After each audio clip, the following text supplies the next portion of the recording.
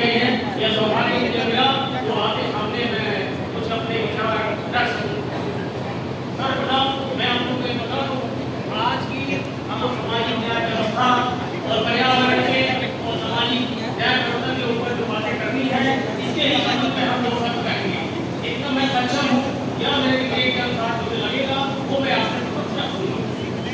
सामाजिक न्याय यह एक मुद्दा है, लेकिन जो सबसे बड़ा मुद्दा है, हम कहाँ खड़े हैं। अभी तक ने हमने क्या किया, आसमान की तरफ देखते रहे, आसमान बोले